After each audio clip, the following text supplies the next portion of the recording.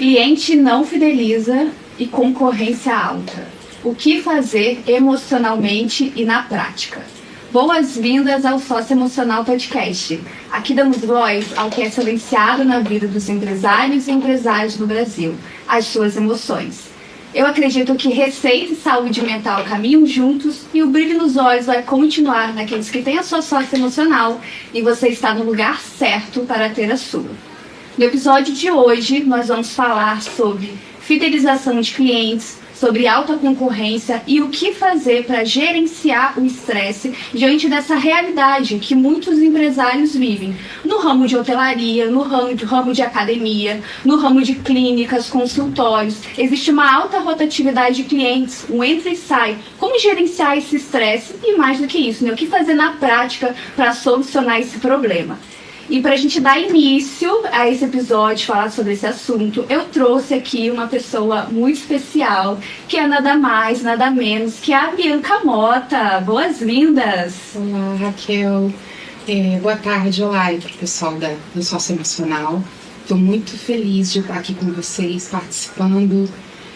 Queria agradecer a oportunidade de falar e gostaria de ajudar nessa dificuldade que hoje é latente. Eu acho que todo negócio, todo pequeno, médio empreendedor, ele tem essa dificuldade de retenção de cliente. Se eu puder ajudar, estamos aqui. E a Bianca, ela tem um currículo maravilhoso, mas antes de falar do seu currículo, eu quero contar pro pessoal como é que eu conheci a Bianca. Eu conheci a Bianca já tem alguns meses. Eu participei de um evento promovido pelo Sebrae, do Startup Day, e tiveram algumas palestras, e a ideia da Bianca foi, eu acho que a terceira ou a quarta, e ela fez uma palestra sobre pitch de vendas. Inclusive foi aí que eu aprendi a fazer um pitch de vendas, inclusive implementei o que você ensinou lá. Ai, que bom. E quando eu vi você falando, a sua forma de falar, o seu jeito de gesticular, eu pensei assim, eu quero ser amiga dessa mulher. E aí te adicionei no Instagram, mantivemos contato ali, e hoje eu tenho a honra de receber você aqui no meu podcast. Honra minha, Raquel, que bom, fico muito feliz. É um trabalho, uma soma de 20 anos de acúmulo de profissão. Design me proporcionou isso. Eu falo sempre, quando eu tenho oportunidade, que design é minha janela de mundo. Foi por onde eu aprendi a conhecer os negócios e, através dos negócios, a conhecer mais um pouquinho as pessoas. E o design sempre me proporciona essas coisas maravilhosas, de encontrar pelo caminho, pela estrada, pessoas como você. Então, muito obrigada. E quem é a Bianca, né? Eu vou falar um pouco aqui para vocês, o currículo dela. Depois vocês podem também segui-la no Instagram. Qual que é o seu Instagram? @designerbrasileira. @designerbrasileira, né? Isso. Então a Bianca, gente, ela é consultora em branding, inovação, educação e design estratégico. Ela é formada em design pelo Instituto Federal Fluminense e certificada como líder criativa pela Organização Mundial da Criatividade. Olha só. Ela já ajudou marcas, negócios e projetos a encontrarem a sua identidade, mas também o seu caminho para crescer com propósito. Ela é consultora, instrutora e fundadora da DTMO, que constrói soluções criativas que geram impacto real e sustentável. Que legal! Uau, quero conhecê-la. Vamos conhecê-la hoje. Vamos ver o que a gente tem aqui para ajudar as pessoas, né? Então, nosso objetivo, nosso foco aqui é falar então sobre estresse, como gerenciar o estresse, né? Devido a essa realidade que muitas empresas enfrentam, muitos empresários enfrentam, porque entra num negócio em que esse é o principal desafio, reter o cliente, fidelizar o cliente, justamente porque existe uma concorrência. Por exemplo, o ramo de academia. Você abre uma academia, você tem uma academia, mas tem outra ali no outro bairro, tem outra numa rua depois. Como fazer aquele seu cliente permanecer ali?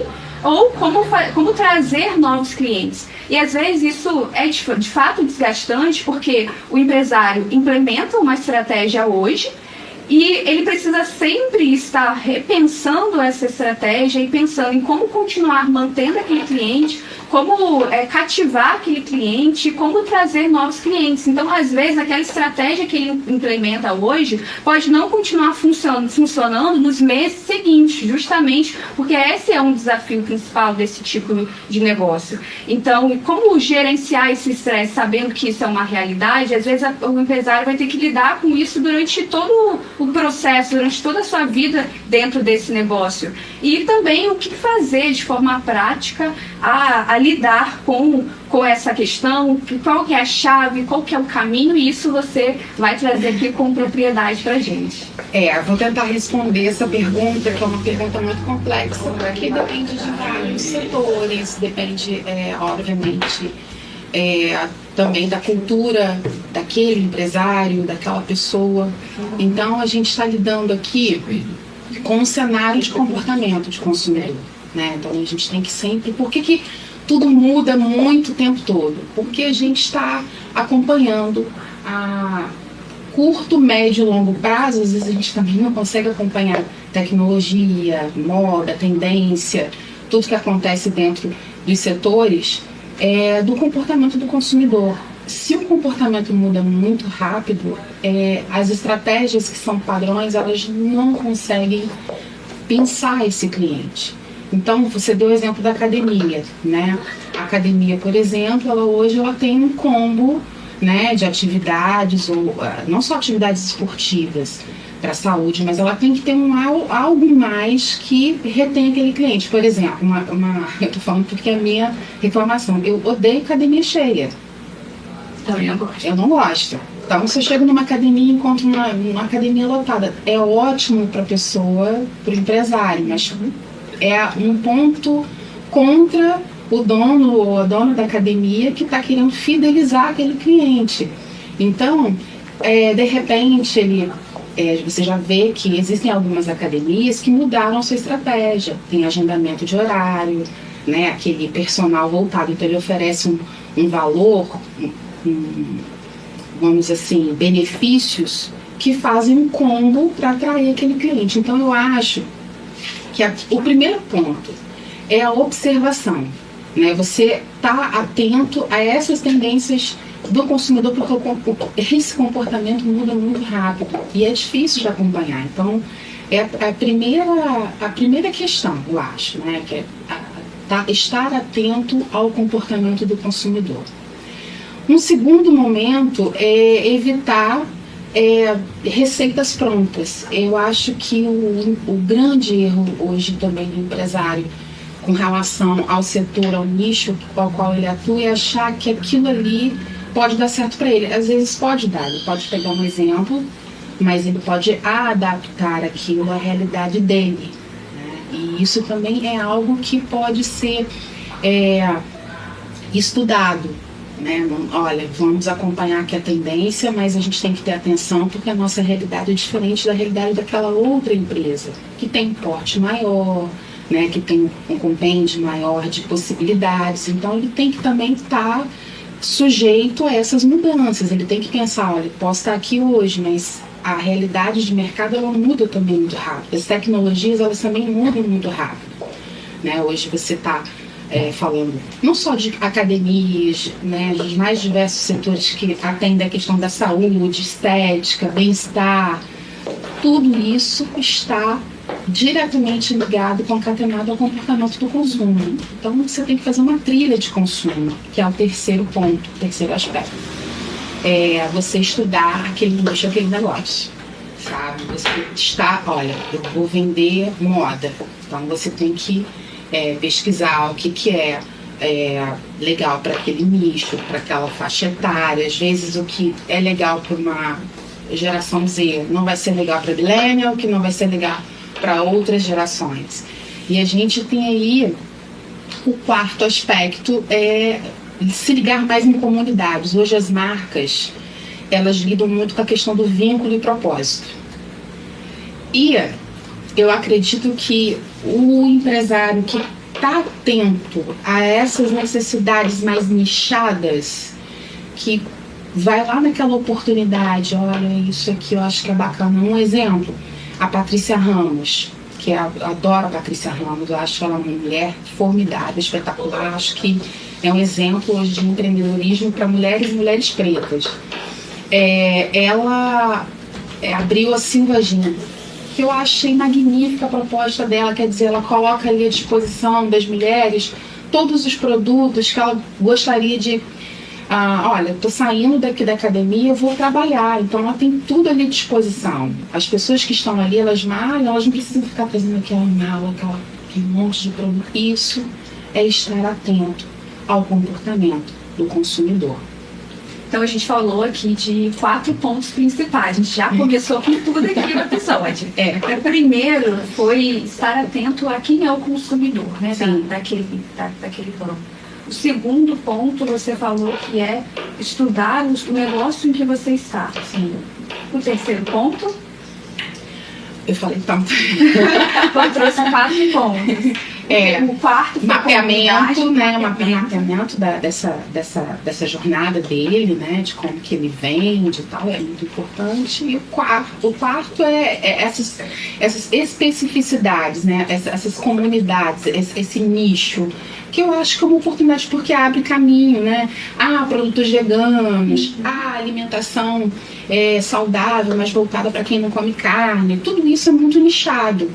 E às vezes ele encontra ali uma oportunidade, né? E existem muitas pessoas, por exemplo, que dentro da questão de alimentação, você tem um nicho muito grande de atuação que as pessoas pouco exploram, elas querem às vezes ficar naquela, né? Vou fazer, é mais do mesmo. Quando na realidade ela pode até fazer mais do mesmo. Eu quero vender hambúrguer. Existem vários hambúrgueres, mas como que você vai vender? O diferencial? O que você faz de diferente dos outros? O que você tem que o outro não tem? E isso é um trabalho muito... envolve muito estudo. Não é simplesmente eu vou fazer um hambúrguer e vou vender. Você vai vender porque é um produto que todo mundo consome, todo mundo gosta. Mas para você manter essa perenidade do seu produto, do seu serviço, é um trabalho árduo e diário. Você não consegue fidelizar cliente do dia para a noite. Então você tem um trabalho de marca, você tem um trabalho de gestão do seu negócio, você tem um trabalho de gestão financeira. Aí tem um pacote, mas eu sou muito pequenininho. Não, é pequenininho, médio e grande. Todo mundo tem que ter essa preocupação do planejamento, de atender bem. E, às vezes as pessoas acham que isso é uma coisa pequenininha, né? Não, é um pensamento de que o pequeno hoje pode ser o grande amanhã. Então a gente não pode pormenorizar o trabalho de quem gera boa parte da economia do país. Então a gente está falando de micro e pequenas empresas que sustentam a realidade de várias famílias, né? Gerenciam aí a economia do país e muito bem. Então a gente tem que entender que esses processos eles precisam ser planejados também. Porque eu tenho um pequeno negócio que eu não vou ali pensar, né, no gasto, na minha receita, que eu não vou fazer uma marca bacana para o meu negócio. Tem como fazer uma marca bacana para o seu negócio? Sim. Tem como comunicar bem o seu negócio? Sim. Ele pode ser criativo? Sim. E isso independe da categoria dele, do nível qual ele está. Ele se encontra, se ele é pequeno, médio ou grande empresário. E os empresários que escutam o Sócio Emocional Podcast, eles têm muito essa visão do crescimento. Sim. De querer continuar crescendo e pensar no longo prazo.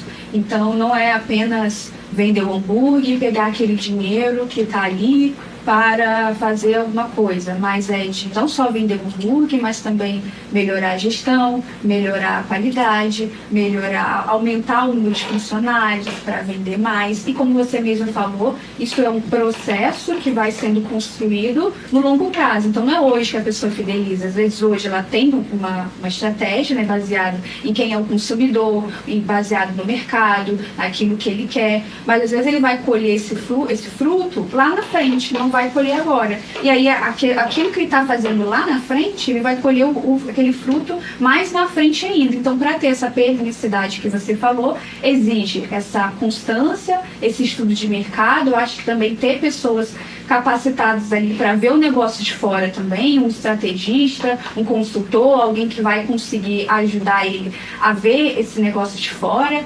E trazendo um pouco aqui para a minha área de saúde mental, de psicologia, você pensar no seu negócio de uma forma perene, implementar estratégias pensando no longo prazo, isso acaba gerando estresse, porque o negócio ele precisa de dinheiro para funcionar. E às vezes aquela estratégia que você está implementando não teve resultado no mês seguinte, ou pela própria entre e sai do cliente, você fez uma estratégia, chegou clientes novos, chegou 10 clientes novos naquele mês, só que saiu 10, saiu 5.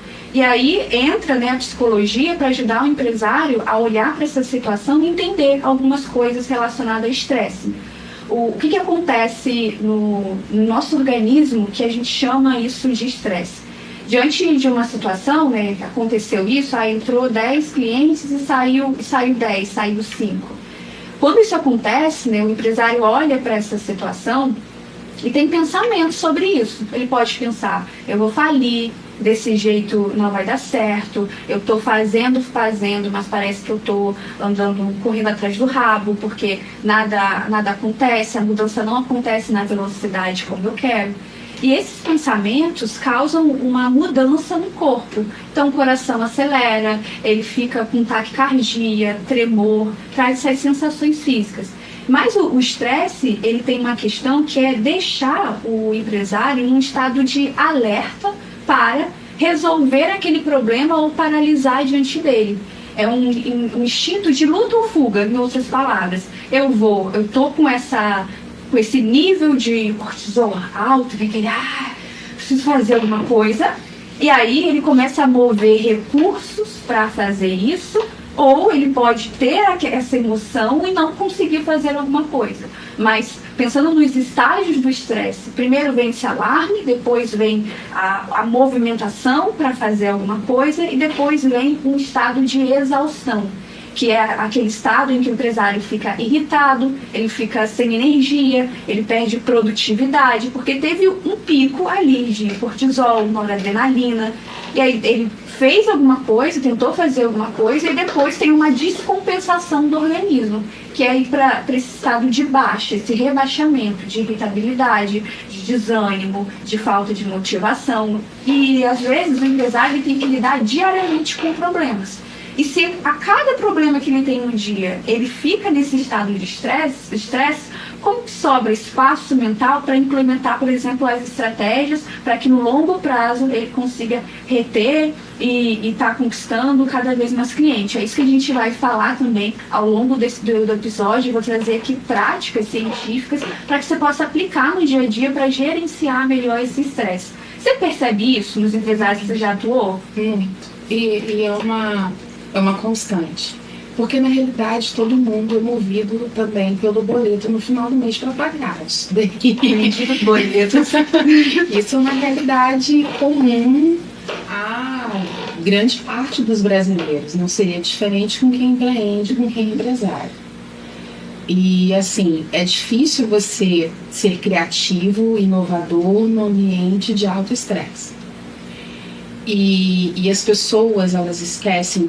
E eu falo isso por uma realidade à qual eu pertenço hoje, né, sendo eu, né, uma pessoa que está como consultora,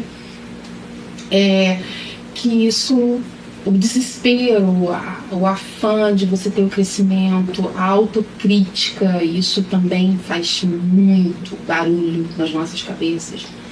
Nossa, eu tenho que parecer assim, eu não quero parecer amador, eu não posso errar, sabe? Essas coisas que permeiam o nosso universo, porque são inerentes ao ser humano, isso é um autossabotador diário. Se a gente se deixar levar pela corrente, né, porque a situação ela não é benéfica para boa parte dos brasileiros, vamos assim dizer. Então a gente tem que ter muita... Eu vou falar uma coisa que pode parecer assim, que eu estou descolada da realidade das pessoas, mas não. Eu acredito muito que a calma e a resiliência, a resiliência que eu digo combinada com a disciplina, né? Com a perseverança de você estar tentando uma coisa que é certa. E não se agarrar também, ao mesmo tempo que você também não pode se agarrar muito a ideias que são... Tá vendo que não dá certo? Tá vendo que aquilo ali que você está implementando não tá legal? Desiste, tenta de novo, sabe? A falha, ela é para promover uma melhora. O erro, ele tem que ser um combustível. E esse estresse, ele tem que ser cuidado. Porque a saúde mental, ela hoje, ela vem sendo muito falada. E que bom que a gente está tendo um momento de falar sobre saúde mental, principalmente nos negócios, porque o social, a parte social, ela é importante. É o que dá dignidade para todo mundo, é o que traz paz para você, é o que traz a sua subsistência. Você não consegue ser um bom empresário ou uma boa empresária se você está com um filho doente em casa. Você não consegue ser um bom empresário se você se as contas não estão fechando. Então isso traz uma carga, principalmente quando você tem outras pessoas que são dependentes do seu sucesso, né? E quem tem família tem uma carga muito maior. Burlar isso, emocionalmente falando, eu particularmente acho quase que impossível se você não tiver ajuda. Se você não tiver ali parcerias ou pessoas que você possa escutar, que você possa levar do problema, ou que você possa levar, digamos, essa fase. Todo mundo tem essa fase, todo empresário ele passa por uma fase boa, uma fase ruim. E se você não tiver com quem você, olha, estou precisando de ajuda, me dá a tua mão, estende aqui tua mão para mim. Então eu acho que você precisa sempre estar atento ao que você sente, porque isso é genuíno, né? O seu estresse, ele uma hora, se você deixar, ele extrapola, vai comandar a tua vida. Aí você vai gritar com o funcionário, você vai tratar mal as pessoas. E essas pessoas que você está tratando mal, elas vão ter que atender. Elas vão ter que falar com o teu cliente. O teu cliente está lá com a logo estampada na camisa. E aquela experiência, essa pessoa faz parte de toda a experiência da tua jornada, da tua marca. Então, essas pessoas, elas precisam se cuidar, elas precisam se olhar. E isso não é papo, porque virou... Não é moda, é um fato. Se a gente não está bem, as outras coisas vão andar todas descarrilhadas. Tudo sai dos eixos, tudo fica desorganizado. Então, a organização passa pela gente. Hábitos saudáveis, conversar com as pessoas, se abrir, não guardar os problemas para si, trazer à tona a realidade dos fatos para os seus colaboradores, para os seus funcionários. As pessoas têm muita dificuldade para falar a palavra funcionário. Eu não tenho dificuldade porque eu acho que uma relação comercial, tendo transparência, ela é uma relação genuína. Se você cumpre aqui todos os pontos, aspectos do contrato, é muito bacana você pagar uma pessoa, ela fazer sucesso através, né, do teu trabalho também, da tua empresa também. Então isso tem que ser valorizado. Então eu acho que hoje em dia as pessoas se perdem muito em querer parecer algo que às vezes elas não são por comparação, pela autocrítica, quando na realidade elas precisam se olhar mais para dentro, sabe? E às vezes o fato de você se analisar também, fazer aquela coisa da autoanálise. Poxa, será que eu estou buscando algo que realmente vá fazer a minha empresa crescer? Será que isso está certo? Não adianta você querer culpar funcionário. Funcionário não quer trabalhar. Ninguém vai querer trabalhar no ambiente estressado. Ninguém vai. Isso é fato. Ninguém vai querer trabalhar com uma pessoa estressada. Não. O estresse, ele faz parte, a pressão, ela faz parte, mas ela não pode ser uma constante no ambiente de trabalho. Porque, eu tenho que bater meta, aí você fica com a pessoa o tempo todo. Bater meta, aquela pressão.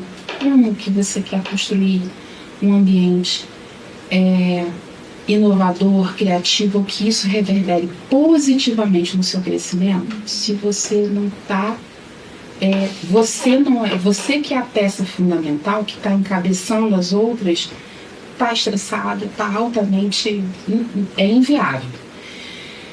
E o que baixa esse nível de estresse? Cultura. Acordar cedo é uma cultura. Fazer o check-in com seus funcionários é uma cultura. Reunir pelo menos uma vez na semana para trazer os feedbacks necessários é uma cultura, porque todo mundo é alinhado, todo mundo trabalha dentro do mesmo pensamento, dentro do mesmo espírito. Parece que eu estou falando mais do mesmo, né? Mas no dia a dia, as comunicações, as pessoas se perdem muito. Parece que, sabe, tudo sai do trilho, não vou conversar, eu não tenho habilidade para conversa. Contrato uma profissional como você para mediar. Tem um mediador, uma mediadora. Aprende, né? Aprende. A gente tem que ter essa postura de, estou errando aqui. Se eu não tenho essa capacidade, vou procurar ajuda. E nisso as pessoas erram muito, porque elas não procuram ajuda. Então a gente tem vários. Eu estou falando de uma instituição, o Sebrae. Mas o Sebrae ele tem uma cartela de portfólio, não é só o Sebrae, não. Existem muitas empresas sérias que fazem trabalho de consultoria, que fazem trabalho para você melhorar a tua venda, profissionais, né, independentes que fazem isso de forma brilhante. Mas, às vezes, o problema não é a venda, sabe? Não é a rotatividade, alguma coisa que está causando a rotatividade. Você está entendendo? Você falou tanta coisa boa que eu fui guardando aqui na minha mente várias coisas para falar. Deus, que bom. E várias coisas também para perguntar. Né? A primeira delas, só uma colocação que eu quero fazer. Sim. É de como você foi falando, veio uma imagem na minha cabeça de uma espiral. O empresário está ali estressado, e aí ele grita e trata mal o funcionário vai lá para o atendimento de cara amarrada, fala com o cliente acha aquilo ruim e fica comentando com os outros clientes que foi maltratado na recepção, e aí aquilo vai gerando um estresse. Você começou no empresário, mas passou para o funcionário e chegou no cliente, atrapalhando o desenvolvimento de uma marca, atrapalhando ali passar uma impressão positiva que contribui para fidelizar. Aí isso aconteceu uma vez, talvez não traga nenhum impacto. Mas agora imagina o empresário que está sempre agindo dessa forma, com falta de cultura, que às vezes não conversa com o funcionário, não alinha as coisas, e com o passar do tempo, isso é uma das coisas que parece que está por trás da rotatividade, do entra e sai do cliente. Pode ter outras coisas também, mas eu acho que isso é um ponto também a se pensar. O jeito como eu lido com os meus funcionários tem sido um espelho de como ele deve lidar com os clientes, ou não tem sido um espelho, ou até tem sido um espelho, mas um espelho negativo da maneira como ele deve tratar o cliente. O que você acha disso? Você acha que faz sentido? Faz todo sentido, porque vamos falar então de cultura, nos aprofundando um pouquinho mais, que aí, por exemplo, você chega numa empresa, você vê que tem uma alta rotatividade de funcionários, né? Aí você já começa a perceber que o caos reina ali, porque a pessoa não consegue reter a própria pessoa dentro da empresa. E o ambiente externo, ele tende a espelhar, o ambiente interno, ele tende a ser espelho do ambiente externo. E muitos negócios não funcionam dessa forma.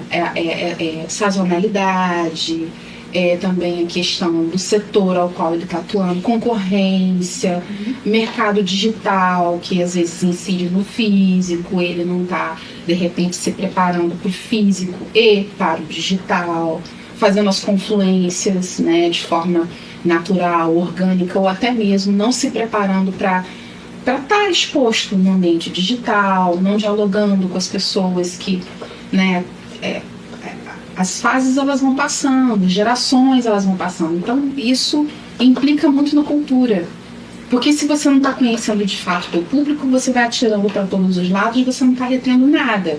Aí você tem essa rotatividade, que para muitos negócios às vezes funciona de forma natural, porque tem academia, por exemplo, ela enche no verão. Próximo verão, a academia lota, você não consegue entrar.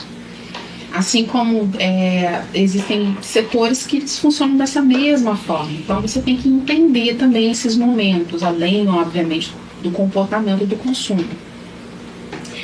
Mas falando um pouquinho mais além da cultura, se você, dentro da sua organização, você não estabelece pilares e valores para que aquelas pessoas permaneçam ali, né, para que você treine aquela pessoa, ela sinta vontade de ficar.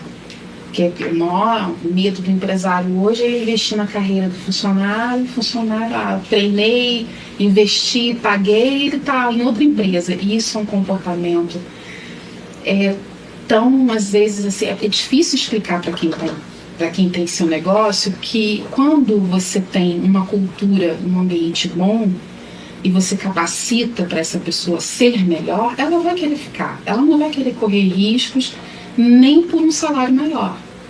E às vezes, eu estou falando isso porque eu já trabalhei em ambiente que eu saí sem ter perspectiva nenhuma de trabalho, porque eu não estava mais aguentando trabalhar naquele ambiente.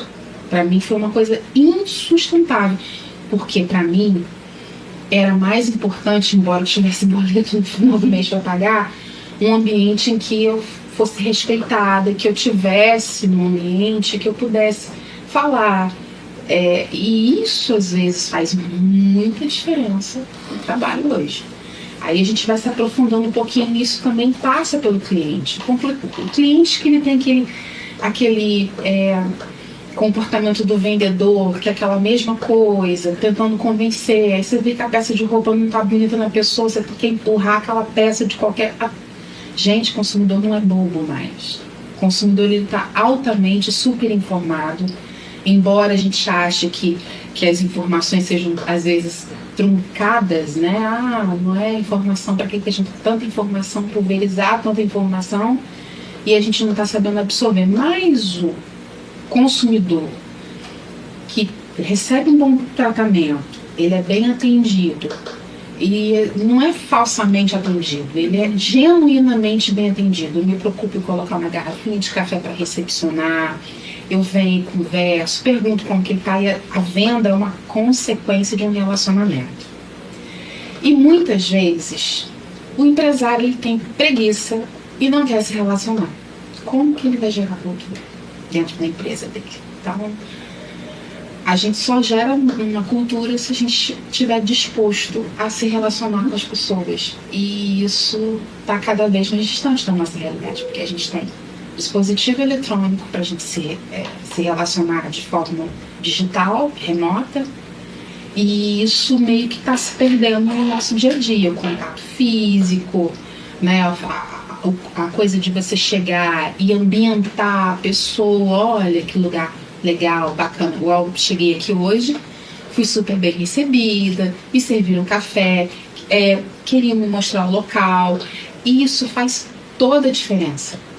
Então, como que você vai falar de cultura se as pessoas não querem se relacionar?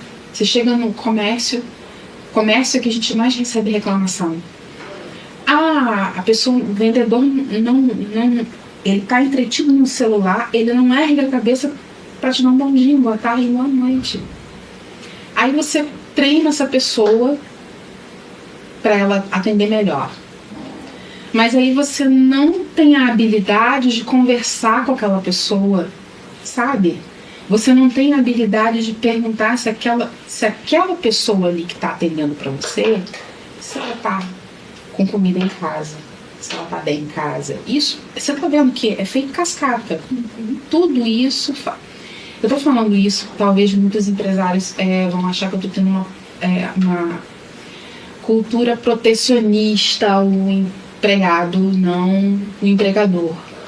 Mas eu quero que vocês entendam que hoje as grandes empresas, elas estão com os olhos voltados para os seus funcionários, porque eles já entenderam que o negócio começa e termina no funcionário. O relacionamento, eu posso colocar quantos robozinhos eu dispuser, mas uma hora vai ter que ser isso aqui, ó, tete a tete, olho no olho, contato presencial. E os negócios físicos, eles as pessoas estão perdendo muito tato do relacionamento. Eu acho que é uma reclamação geral, assim, do empresariado, né? Das coisas que vêm de casa, né? Das pessoas que vêm com certos vícios de casa e quando chegam no ambiente, elas estão totalmente fora da realidade, sabe?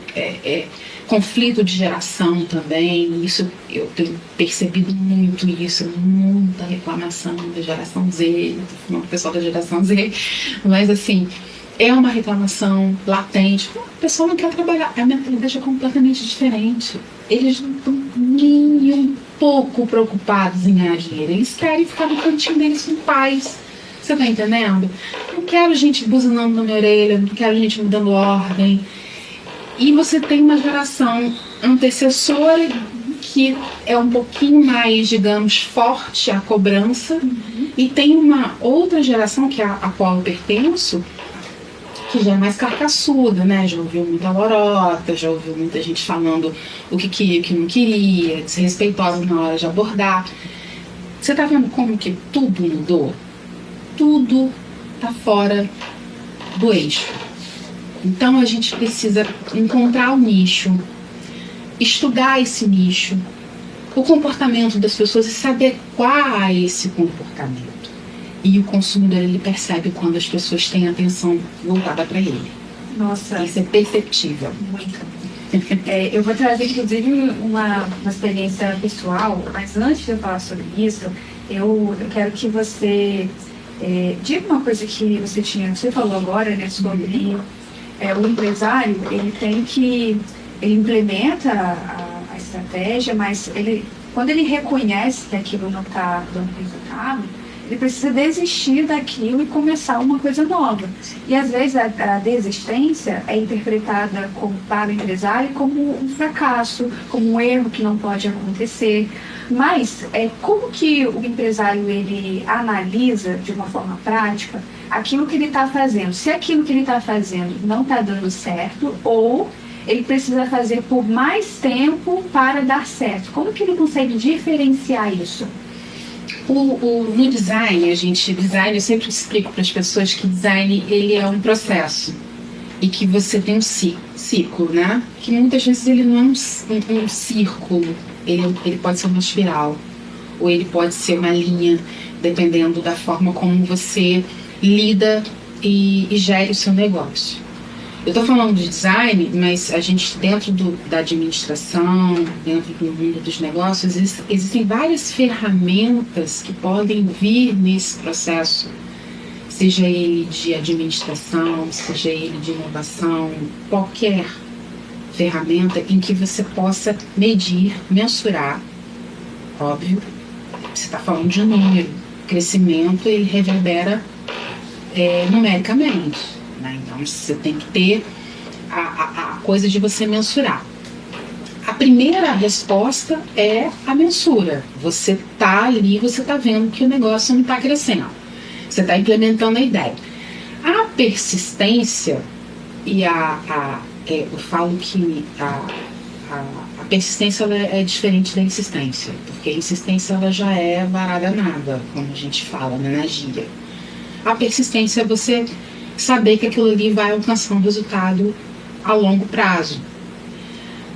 Mas se você está vendo que os números não estão crescendo, você está vendo que você está com uma dificuldade muito grande, você tem que ter outro caminho, você tem que ter já o plano B, o plano C, o plano D, já se preparando para outras alternativas. Perceber isso é difícil, porque tem gente que não abdica da ideia. Isso é um perigo, porque existem coisas que elas são feitas para você errar, para você ter o aprendizado, para você voltar. Por que você tem o design? Porque o design, ele é assim, você tem a ideia, você tem ali o problema, você estuda aquele problema para saber se aquilo ali de fato é o problema, aí você tem a parte de ideação, em que você começa a pensar no desenvolvimento da solução para aquele problema. Aí você tem a parte de implementação e depois você tem a parte de teste. O design, ele funciona basicamente dentro das abordagens que ele possui, que é a forma de pensar, por isso que a gente hoje tem uma abordagem muito poderosa que é o Design Thinking, que é a forma como você pensa, que você transporta para todas as outras áreas, isso para ciência, para advocacia. Você tem ali um problema, você está convivendo com aquilo, você está implementando, não está dando certo, você muda a estratégia. Então, existem coisas que você vai automaticamente ter que abdicar na tua vida. Você não vai poder ficar agarrado naquela ideia para sempre, porque você está vendo que não tem resultado. Não tem resultado. Não tá tendo feedback legal. As pessoas estão reclamando.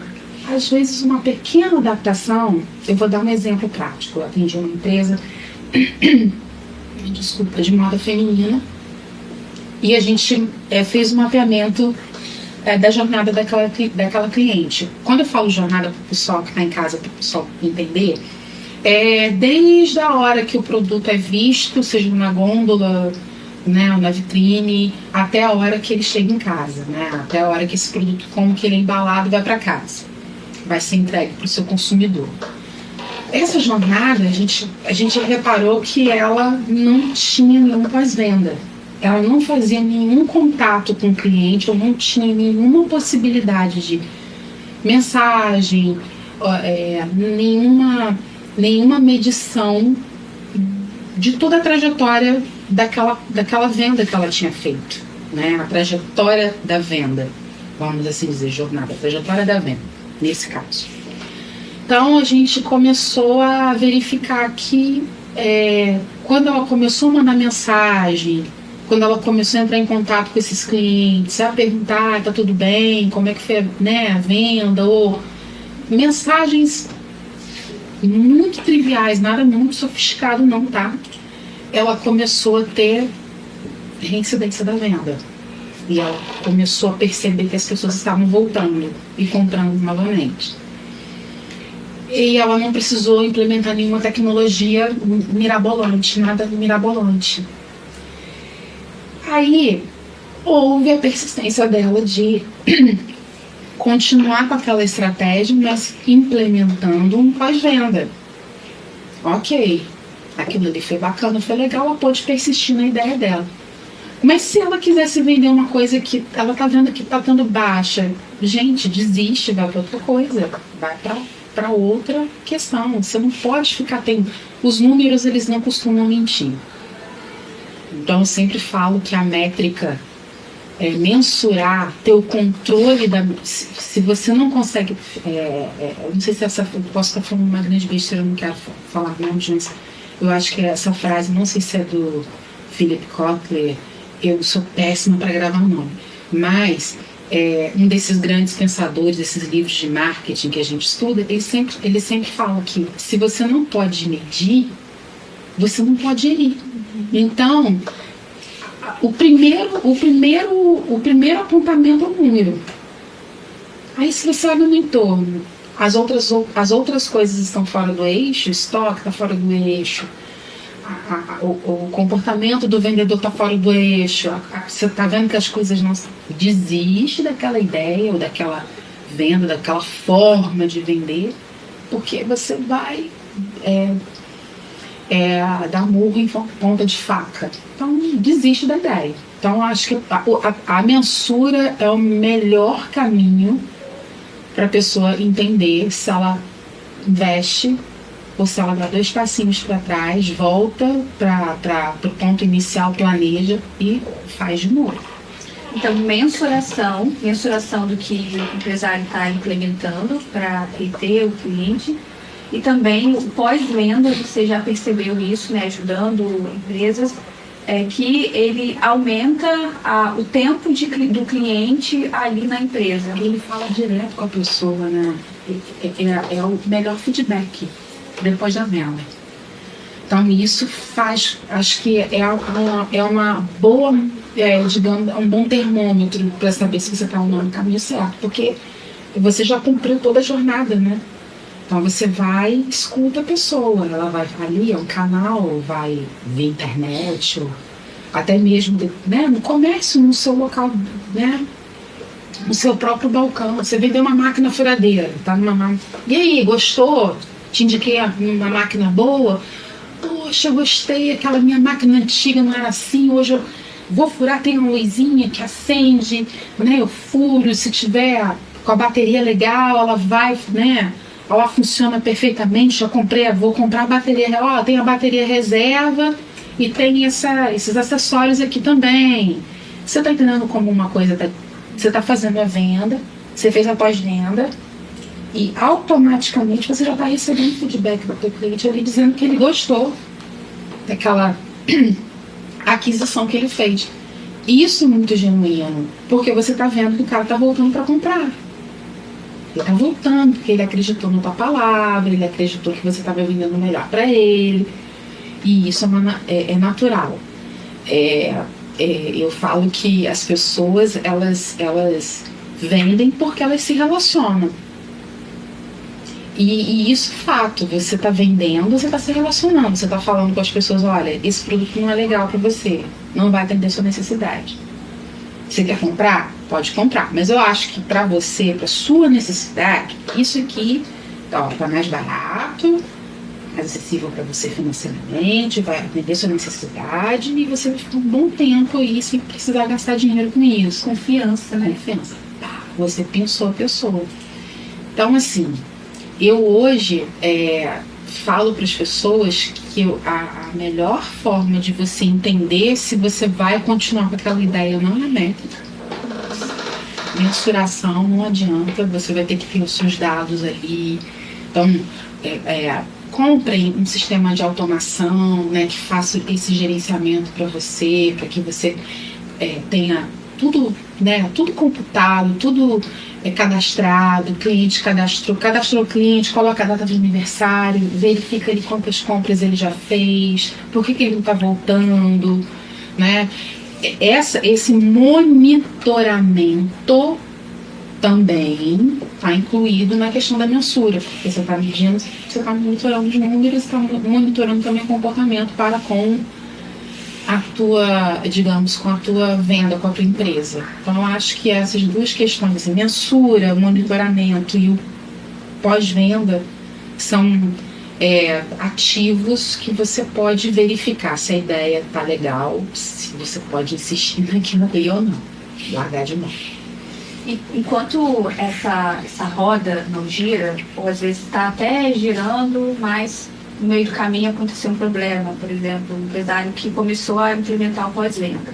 Aí implementou esse mês, só que esse mês não teve resultado, não teve ainda o resultado como ele gostaria. Quando ele olha para os números que precisa olhar, fazer esse monitoramento, fazer essa mensuração que você está trazendo, isso pode gerar um sentimento de angústia, um sentimento de desespero, porque às vezes ele estava contando com aquela estratégia para que no final do mês tivesse X a mais no caixa. E não deu certo, ou ainda não deu certo naquele momento, que foi o que você falou, né? Pode dar certo agora, ou você precisa de um tempo para maturar isso até que dê certo, né? E quando a gente está diante de situações que geram emoções assim, mais intensas, raiva, medo, ansiedade, é importante que as pessoas saibam que não é a situação de olhar para os números e não ver ali um bom resultado que gera o estresse, o medo, a ansiedade, mas a maneira como isso está sendo interpretado. E isso está também ligado com o que você estava falando antes, de olhar para o erro como um aprendizado. Mas muitos olham para o erro como um fracasso. Eu não deveria ter feito isso, eu errei, e se sente mal. E esse se sentir mal diante do erro ou daquela estratégia que ainda não deu certo ou realmente falhou, isso é uma interpretação individual. Por exemplo, a gente assiste a mesma série, lê o mesmo livro. Nós vamos ter opiniões diferentes sobre. Mas isso não é só com um livro, não é só com uma série, é com as nossas próprias experiências também. A gente tem uma interpretação automática sobre a situação. Eu posso estar andando numa rua escura e naquele momento eu começo a sentir medo porque eu penso, tem alguém nessa rua que pode me assaltar. Essa é a minha interpretação, uma interpretação inicial, uma interpretação que veio na minha cabeça.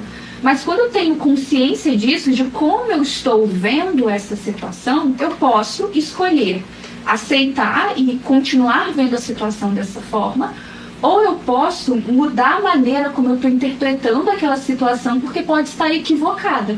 Voltando aqui para o mundo dos negócios, quando o empresário olha para aquele número que não virou, ele pode pensar, eu vou falir, eu vou quebrar.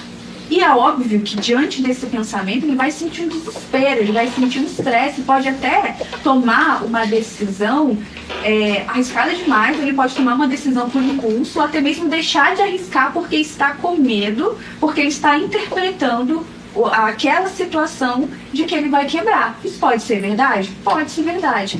Mas uma coisa que precisamos exercitar é, ao invés de aceitar nossa interpretação inicial como um fato, a gente se perguntar se aquilo que estamos pensando sobre as coisas tem validade. Por exemplo, saiu 10 clientes da academia esse mês e o pensamento é, eu vou quebrar, eu não vou conseguir pagar os meus funcionários. Isso é real? Isso é realista? Que outras coisas precisariam dar errado no próximo mês para que isso se concretizasse? Qual a probabilidade de você quebrar nos próximos meses com isso que aconteceu? Isso que realmente aconteceu tem um grande impacto no caixa, ou você está catastrofizando a situação, que inclusive é uma distorção que chamamos na psicologia. É quando eu olho para a situação e eu exagero ela, ou eu vejo o futuro de uma forma pessimista e negativa sem ter evidências sobre isso. Então é quando eu olho para aquela saída daqueles clientes, como eu vou falir, eu vou quebrar, mas eu não tenho evidências, não tenho provas, não tenho fatos de que essa situação de ter saído 10 clientes de fato vai me fazer quebrar. Mas quando eu não verifico a maneira como eu estou interpretando e vendo as situações, o meu comportamento vai ser influenciado pelaquilo que eu estou pensando. Agora imagine, né? Se a gente está fazendo esse podcast, você chegou aqui na sala e eu começasse a pensar, a Bianca não vai gostar de mim, o pessoal de casa não vai gostar de mim. É óbvio que isso me deixaria muito triste, incomodada, e talvez eu nem conseguiria me concentrar para falar aqui.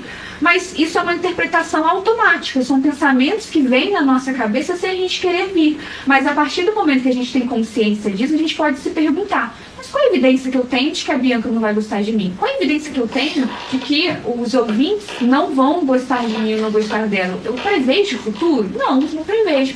E a partir do momento em que eu questiono a maneira como eu estou vendo a situação, vendo o meu negócio, eu posso tirar conclusões mais realistas e aí sim tomar decisões mais pautadas na realidade e menos decisões impulsivas pautadas no medo. E aí, se for para errar, eu vou errar por algo que eu decidi a partir de dados, de evidências, e não baseado naquilo apenas que eu estou pensando sobre a situação. Então, tomar decisões melhores para você reter seus clientes, você fidelizar o cliente, requer você fazer uma reavaliação da situação. O jeito como eu estou lidando com as pessoas, o jeito como eu estou pensando sobre as coisas, é o jeito mais realista? Existe uma forma alternativa de interpretar essa situação? Porque sempre os pensamentos influenciam os pensamentos e os sentimentos.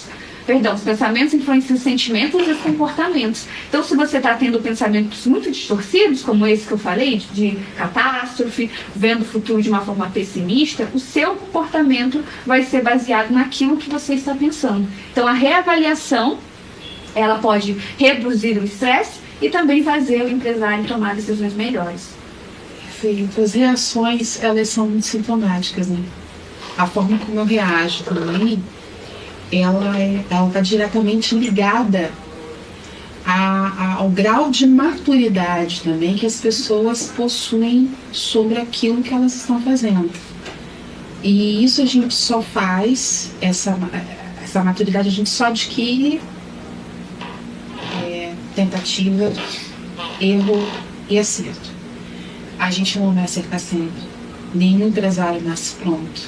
As oportunidades, para a grande maioria, não cai do céu, não cai do céu. Então, é muito difícil você não ter desespero, porque conta para pagar no final do mês é muito, muito difícil. E é um termômetro hoje, do brasileiro comum, né? De todos nós que somos brasileiros comuns. Então eu falo que o medo vai fazer as pessoas paralisarem, e o medo também é um sabotador natural. Então essa clareza dos sentimentos, né? Eu tô desesperado, então eu preciso saber que eu vou ter que pensar 2 vezes mais, 10 vezes mais, controlar mais ainda os meus ímpetos para tomar a decisão certa. Tendo consciência disso, a gente sabe e entende que aquele momento que é difícil, que a gente está passando, vai passar. Vai passar. Seja a loucura de fazer um empréstimo, ou fazer, né, vender alguma coisa para gerar capital de giro, tomar uma atitude drástica, catastrófica, que muitas vezes elas podem não ser, dentro do ponto de vista, catastróficas, são medidas de contenção. Você vai ter que ter senso pragmático, né, ser prático para poder agir na hora certa. E esses sabotadores naturais, né, que é a conta para pagar, a cobrança, a autocobrança, essas coisas todas, elas são comuns no nosso dia a dia. Todos nós somos desafiados o tempo todo. Que vida chata também que seria, mas também não precisa ser tão problemática, né? Não vem com aquele compêndio de problemas, aquele combo de problemas, não. Mas é a vida do brasileiro, é a vida do empreendedor, né? É malabarismo, não ter a estabilidade, às vezes, você se concentrar. Aí, uma dica que eu dou para esses momentos cruciais, aí, pensando de uma forma até muito para te confortar, né, do outro lado, se você estiver passando por essa situação. Não tome decisões sozinho, né, sozinha. Converse com alguém que você tenha confiança, divida esse problema com alguém, fale, verbalize, porque às vezes no verbalizar, você já vai, né, meio que organizar. Exatamente, que às vezes a gente no dia a dia fica tão abacalhado com tanta coisa para pensar, que a gente não tem um momento de introspecção que você vá conversar com você mesmo, né, quem tem as suas crenças, né, que tem lá os seus momentos de espiritualidade, o que seja, sua fé, onde você estiver depositando a sua fé, tem esses canais também que ajudam, além, obviamente, das suas responsabilidades de se manter bem para você enfrentar esses momentos, porque assim, a gente passa por isso todo, né? Vamos combinar que empreender não é fácil, não tá fácil para ninguém. Então, esses momentos eles serão constantes. O que vai te preparar? Bons relacionamentos. Estar cercado de pessoas que você de fato te impulsionam, pessoas que te impulsionam a ser um ser humano melhor. Ser humano melhor num âmbito amplo e restrito da palavra. O ser humano enquanto profissional, o ser humano enquanto pessoa, o ser humano. Estar munido dessas vozes que vão te impulsionar, vão falar coisas boas pra gente. A pior coisa que tem, que é a pessoa, tem que ser realista, é andar com gente chata que fica te agorando do lado. Pelo amor de Deus. Uma coisa é a pessoa que te traz para a realidade, né? Que é sua amiga, que tá ali, mas ela tá falando a realidade para você, mas não tá te crucificando, não tá te julgando, não tá sendo pessimista demais. Exatamente. Tá te dando um termômetro que é da realidade. Olha, você errou aqui, mas paciência, vamos tentar de novo. Essas coisas influenciam muito no nosso dia a dia. Família influencia muito no nosso dia a dia. Qualidade de vida. Então olhem também para o entorno e tenham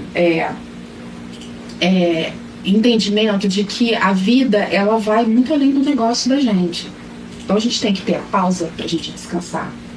A gente tem que ter a pausa para a gente entender que momentos desafiadores eles requerem da gente uma contenção dos sentimentos, no sentido de que eu tenho que racionalizar um pouquinho, né, que eu vou ser emotivo, óbvio, é emoção, eu tô falando porque eu sou uma pessoa muito emocional, né, muito Mas a gente vai ter que botar a cabeça no lugar, a gente vai ter que se unir, estar com pessoas ao nosso redor que vão impulsionar a gente para ser melhor. Então a gente tem que ter todas essas questões resolvidas também, para a gente estar preparado.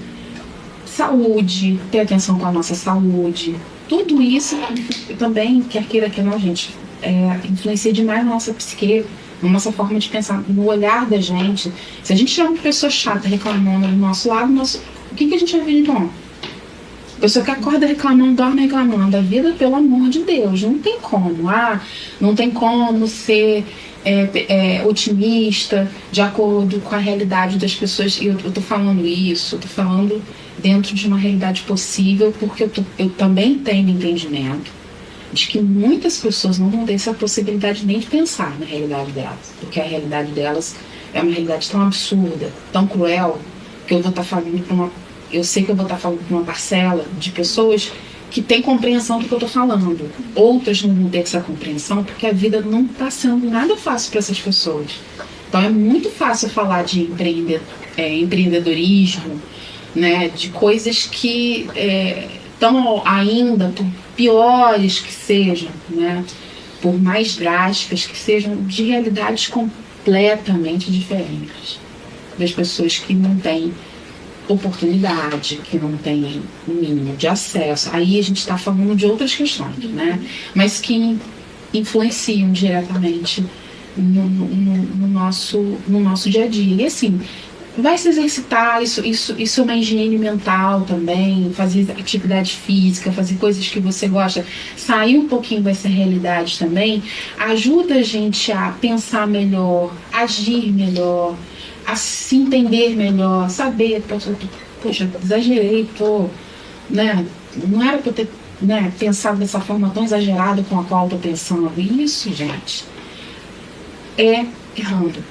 Não tem outra forma de aprendizado. Tá certo que a gente pode aprender também com um coleguinha que errou lá e a gente não fazer. Mas essa experiência genuína de você estar ali no aperto, no sufoco, você, né, vamos embora, vamos correr, vem cá, você me ajuda aqui, vamos estudar, vamos entender melhor. Isso é um preparo do dia a dia. Comer bem, se alimentar bem, se relacionar bem com as pessoas, e fazendo tudo isso a gente diminui muito esses riscos. Isso eu posso garantir.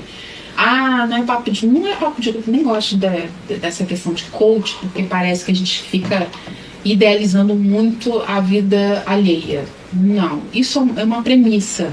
Então, se você não está bem fisicamente, se você não está bem emocionalmente falando, como que você vai gerenciar o outro que emocionalmente não vai estar bem, né? Ou ajudá-lo a administrar as suas emoções, porque na realidade quem tem que administrar, a gente que é responsável por essas nossas emoções, né? E não depositar essa responsabilidade no outro. Mas se a gente também puder ajudar um pouquinho, não piorar a situação do coleguinha, melhor, né? Melhor. E eu gostei muito aqui dos pontos que você colocou pra gente. Eu vou sintetizar um pouco das coisas que eu aprendi com você, porque eu também estou aqui nessa função de aprendiz. Que privilégio! E uma coisa importante que eu acho que fez muito sentido para mim foi que, às vezes, a gente fica olhando, né, para o problema, o cliente que não fideliza. Mas, na verdade, o que está influenciando esse problema? Que foi uma coisa que você falou ali no início. O que está por trás desse problema? E, às vezes, o que está por trás desse problema fala muito do próprio empresário, nessas questões que você está dizendo. Quem é esse empresário? O que ele faz? Como ele lida com os colaboradores? Como que ele cuida de si mesmo, da sua saúde mental? O jeito como ele gerencia o estresse? Tudo isso influencia as ações que ele vai fazer para, então, ter esse resultado que ele quer de fidelização. Tem algo assim que você queira deixar, uma mensagem final para você deixar para os nossos ouvintes sobre essa questão da fidelização e retenção de clientes? Vamos lá. Eu acho que existem aspectos que você pode aprimorar no seu negócio, que você pode mudar o status quo logo de imediato, para quem, por exemplo, está com um problema de venda, retenção. Você olhar só. Existe uma tríplice, né? A comunicação, a experiência, obviamente, e depois também dessas duas situações, né? Da comunicação, da experiência e da ambientação. São coisas que você pode olhar de bate-pronto e observar se aquilo ali está incidindo, se está reverberando na tua vida. A comunicação tem que ser clara e acolhedora. O ambiente tem que ser acolhedor. A experiência ela tem que ser positiva, no sentido de que você pode errar no teu atendimento, né? O erro. O que você não pode é gerar no cliente o sentimento de que de frustração, no sentido de que, olha, não tratou bem, né? Às vezes não tem açúcar. Olha, eu não tô com açúcar aqui, mas espera aí que eu vou pedir para uma pessoa ali comprar e tal. Essas coisas, os imprevistos da vida, eles acontecem, então, geralmente eles estão, essa não fidelização, ela está atrelada à comunicação que não é feita depois, né? A questão da experiência, como que isso é científico, é neurológico. Você chega num lugar, você está... são sentimentos, as percepções, elas ficam muito evidentes, muito claras.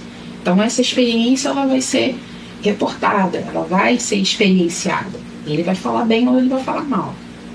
E obviamente a ambientação, porque ele está ali, naquele momento, está experienciando, seja no aplicativo ou seja no ambiente físico.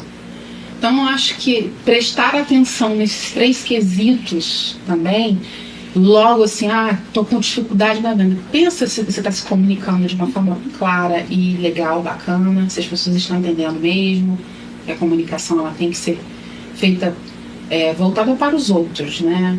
Você tem que prestar atenção no outro, não é no que eu penso, no que eu acho. Pensa se você está acolhendo, atendendo bem, que às vezes a forma de atender que muda todo o problema, sabe? Que não era um problema, era a forma de atender. E também a questão dessa ambientação, né? Da pessoa chegar, se sentir acolhida, dela sendo bem recepcionada, isso tudo impacta diretamente na venda. Isso tudo diz muito sobre a sua empresa, sobre a sua marca.